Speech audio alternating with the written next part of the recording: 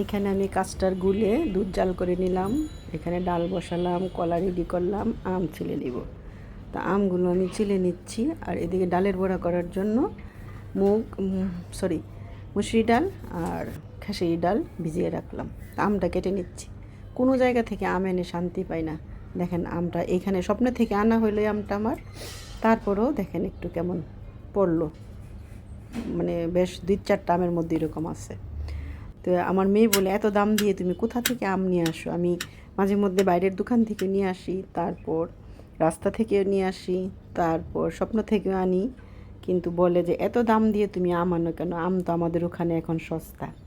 আমি এই আমগুলো আনলাম 160 টাকা করে কেজি। আর এখানে দেখেন আমের কালারটা একটা অরেঞ্জ পড়লো, একটা ইয়েলো কালার পড়লো, তবে আমগুলো খুবই মিষ্টি, মধুর মতো মিষ্টি। আমি কলা আম এখানে কেটে নিলাম। তো এখন দুধটা একটু ঠান্ডা হয়ে গেছে, আর খেজুর আর কিশমিশ এখানে চিরচির করে নিলাম। এখন আমি মিক্স করে ফেলবো। আমগুলো দিয়ে দিচ্ছি এক এক।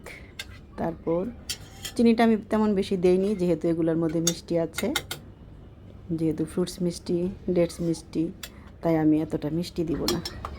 তো এখন একটু নেড়ে চেড়ে ভালো করে তারপর আমি ফ্রিজের মধ্যে রেখে দিব। আর এদিকে একটু ক্যাপসিকাম আর বিভিন্ন ধরনের সবজি এখানে কেটে নিলাম, রান্না করব এখন এগুলো। আর রান্নার ফাঁকে একটু খেয়ে নিচ্ছি। ঠান্ডা হয়ে গেল, ফ্রিজে রাখলাম, তো এখন খেয়ে নিচ্ছি। সবাই ভালো থাকবেন, আল্লাহ হাফেজ।